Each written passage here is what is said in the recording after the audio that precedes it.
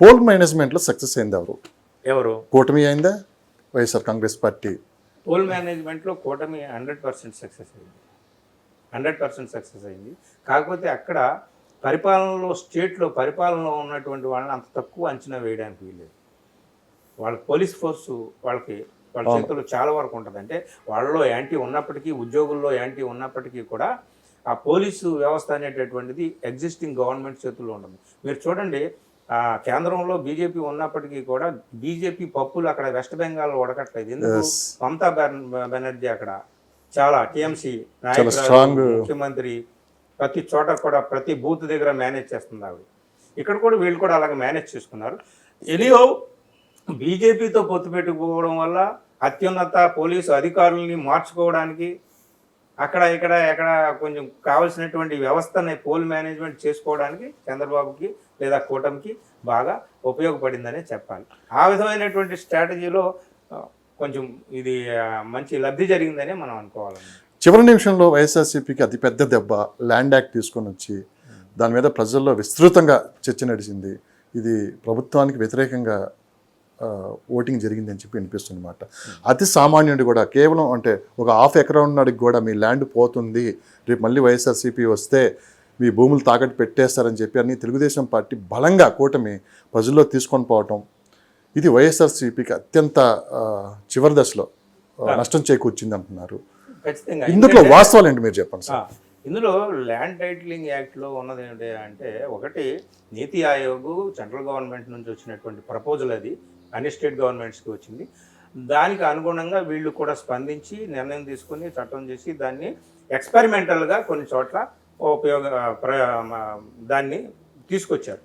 So తీసుకొచ్చినప్పుడు దాంట్లో ఉన్నటువంటి సాధక బాధకాలు ఏంటి, లాభ నష్టాలు ఏంటి, ప్రజలకు ఎంత ఉపయోగకరం, దీన్ని ప్రతిపక్షాలతో ఎట్లా చర్చించాలి, ఏమి నిర్ణయాలు తీసుకోవాలి, దాంట్లో ఉన్నటువంటి లోపాలు ఏంటి, ఆ లోపాలు కూడా ఏమీ లేకుండా అన్నీ సరిచేసి పారదర్శకంగా చాలా ట్రాన్స్పరెంట్గా తీసుకొచ్చి చట్టం చేయాలి. ప్రభుత్వాలు చేసేటటువంటి పని అదనమాట.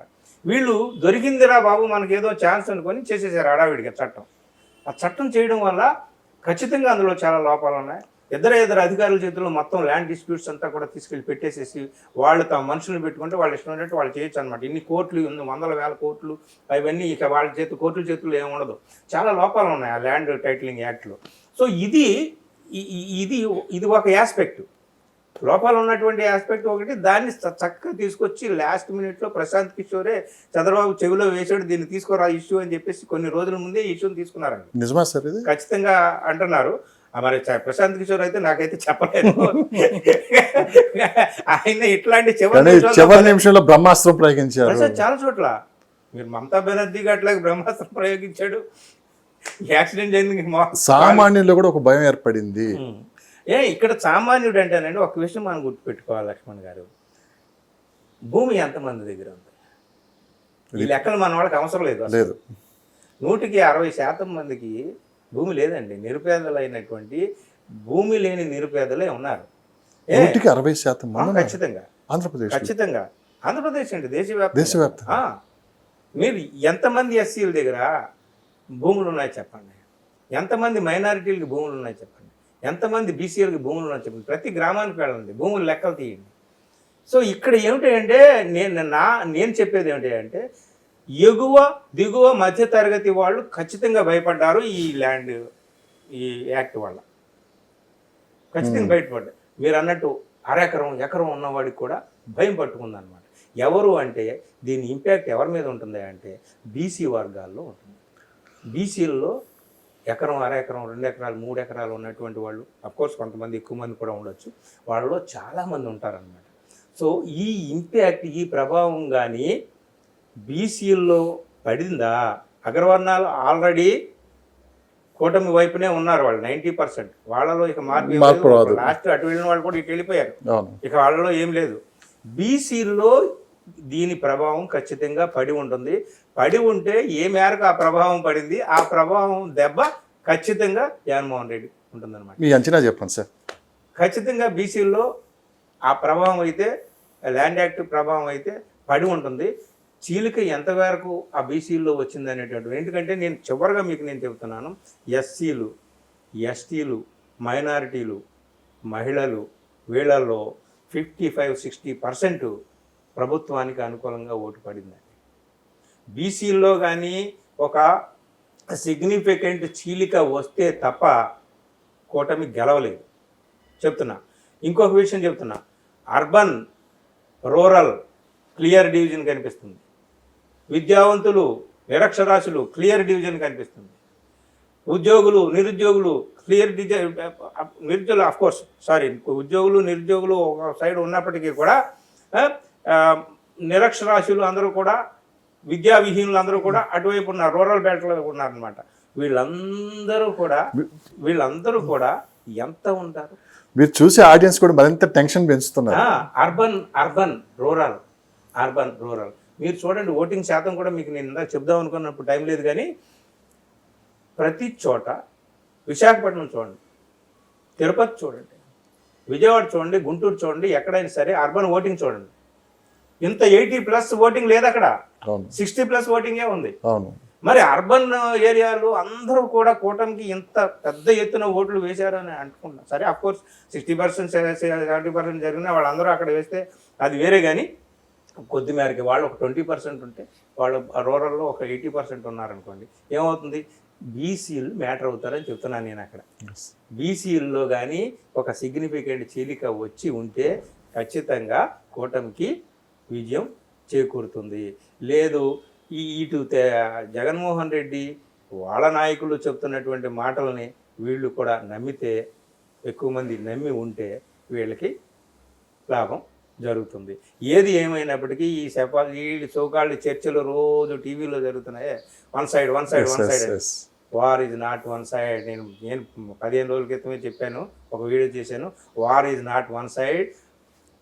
అక్కడ టగ్ ఆఫ్ వార్ జరుగుతున్నది, టగ్ ఆఫ్ వార్. చూద్దాం. సో ప్రజల్లో కూడా చూసే ఆడియన్స్ లో కూడా కొంత మీరు ఇంకా టెన్షన్ పెంచుతున్నారు. సో మిమ్మల్ని ఫాలో అయ్యాలి కావచ్చు. కొంతమంది వాస్తవాలు మాట్లాడితే కొంత ఇదిగానే ఉంటుంది సార్.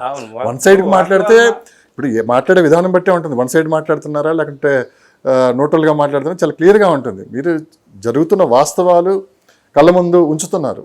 నిజంగానే కులాల వైజ్ మీరు డివైడ్ చేసి ఎటు ఓట్ బ్యాంకింగ్ ఎంత పడిందని కూడా మీరు క్లారిటీ ఇస్తున్నారు. కానీ విజయం ఎవరి వైపు అనేది కూడా ఖచ్చితంగా నేను చెప్పకూడదు. నాకే ఇంకా క్లారిటీ రాలేదు యాక్చువల్ చెప్పాలంటే. వచ్చినా సరే నేను ఇప్పుడు ప్రస్తుతం చెప్పకూడదు. నేను ఏం జరిగితే ఏం జరగవచ్చు, వాస్తవం ఏంటి అవాస్తవం ఏంటి, ఏది సత్యం ఏది అసత్యం ఇంతవరకు విశ్లేషించగలం. కానీ ఇప్పుడు తెల్లాలేస్తే మొదలు పెడతారు. ఇప్పుడు మన ఇంటర్వ్యూ చూసి కూడా మొదలు పెడతారు అనమాట, నువ్వు ఆడిపక్షం ఈడిపక్షం అని. కానీ ఫలితాలు కోసం ప్రజలు ఎంత ఎదురు చూస్తున్నారో నాకైతే తెలియదు. కానీ ఒక టెన్షన్ వాతావరణం అయితే ఉంది ప్రజల్లో. ఎందుకంటే గ్రామీణ ప్రాంతాల్లో కూడా భయానిక వాతావరణంలో నిజంగా వార్ వన్ సైడ్ అయితే ఇంత టెన్షన్ వాతావరణం ఉండదు. అవును, ఏం జరుగుతుందా, రేపు ఎవరు వస్తారా, మళ్ళీ ఏం గొడవలు జరుగుతాయని చెప్పి కూడా పెద్ద ఎత్తున ఒక సందిగ్ధత అయితే జనంలో ఉందన్నమాట. ఏం జరుగుతుంది ఏమిటి అనేది ఎవరికి ఈ సోకాల్డ్ ప్రభుత్వ పక్షాలు ప్రతిపక్షాల వాళ్ళు ఎవరు ఎన్ని చెప్తున్నప్పటికీ కూడా ఎవ్వరికి నమ్మకం లేదండి. రేపు రిజల్ట్ వచ్చే వరకు అందరికీ గుండెలు కుప్పెట్లో పెట్టుకొని అలా చూస్తున్నారు. జగన్మోహన్ రెడ్డి గారు అయితే సతీ సమేతంగా ఆస్ట్రేలియా వెళ్ళిపోయి ఉంటాడు ఈ పాటికి హాయిగా. చాలా మంది ఎవరికి వాళ్ళు రిసార్ట్స్కి వెళ్ళిపోయారు, తీర్థయాత్రలకు వెళ్ళేవాడు తీర్థయాత్రలకు వెళ్ళారు, విహారయాత్రలకు వెళ్ళారు. గొడవ ఏమిటాయంటే మళ్ళాంటి వాళ్ళు మాత్రమే టీవీలో గ్రామీణ ప్రాంతాల్లో అనవసరమైన గొడవలకు వెళ్ళిపోయి లేని గొడవలు జరుగుతున్నాయి. పందేలు కట్టుకుంటున్నారు, ఏమి నష్టపోయేది అంతిమంగా ప్రజలే. పందేలు కాసుకుంటున్నారు అక్కడ, అవి ఇవి తాకట్లు పెట్టి పందేలు కాస్తున్నారు కొంతమంది. ఏం జరుగుతుందో సార్. లాస్ట్గా ఈ ప్రశ్న మిమ్మల్ని అడగొచ్చలేదు, ఇదే లాస్ట్ ప్రశ్న. ఈ పందాలు అనేది ప్రతిసారి పెద్ద ఎత్తున జోరుగా నడుస్తూ ఉంటాయి. మీరు ఎంతో కొంత ఇన్ఫర్మేషన్ తీసుకుంటారు మీకున్న సర్కిల్లో. సార్ పందాలు ఏ విధంగా జరుగుతున్నాయి, ఎటువైపు మొగ్గు చూపుతున్నారు? పందాలు చాలా రకాలు. మిమ్మల్ని నేను అడగొచ్చో లేదో ఈ ప్రశ్న. చాలా రకాలుగా పందాలు జరుగుతున్నాయి. ఒకటి ఏమిటంటే మా నియోజకవర్గం వైజ్గా పందెం జరుగుతుంది. ఉదాహరణకి మాది ఉంగుటూరు నియోజకవర్గం, ఆంధ్రప్రదేశ్లో, పశ్చిమ గోదావరి జిల్లా. అక్కడ ఏం జరుగుతుంది అంటే పందాలు, నిన్న మా తమ్ముడు ఫోన్ చేసి చెప్తే కూటమి అభ్యర్థి అక్కడ ధర్మరాజు గారు జనసేన అభ్యర్థి అన్నమాట. ఆయనకి పందెం కడుతున్నారు కొంతమంది. ఎలా కడుతున్నారు? ఈయనకి 10,000 మెజారిటీ వస్తుందని కొంతమంది, 15,000 మెజారిటీ వస్తుందని కొంతమంది.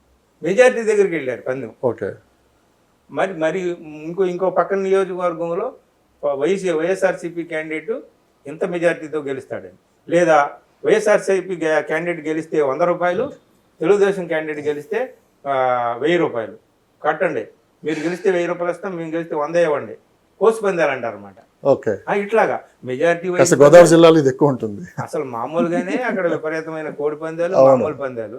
మాట్లాడితే అసలు మీరు ఇలా కూర్చొని మాట్లాడుకుంటే ఏదన్నా చిన్న మాట వచ్చింది అనుకోండి, పందెం కాస్తావా, పందెం కడతావా అంటారు అనమాట. ఇట్లాగా ఇది కట్టుకునే ఉంటే ఎవరికి ఏదైనా గోదావరి జిల్లాలో రేపు ఎటు మొగ్గు చూపితే ఆ పార్టీదే విజయం. ఇందులో ఎలాంటి అపోహాలు పడితే లేవని కూడా మనం స్పష్టంగా చెప్పొచ్చు. ఎందుకంటే అక్కడ జనసేన బలంగా నిలబడింది ఈసారి. అదే సో ఆ 2 జిల్లాల మీద ఆధారపడింది ఇది పరిస్థితి. సో రేపు ఎలక్షన్ రిజల్ట్ వరకు వెయిట్ చేయాల్సిందే. అనవసరంగా మనం టీవీలో జరిగే చర్చలు కావచ్చు, ఎగ్జిట్ పోల్స్ మీద అంత ఎక్కువ నమ్మకాలు పెట్టి పందాలకైతే వెళ్ళొద్దని చెప్పి కూడా సీనియర్ జర్నలిస్ట్ అంతా కూడా చెప్తున్నారు. Thank you sir, thank you so much, thank you very thank you very much Laxman garu, thank you.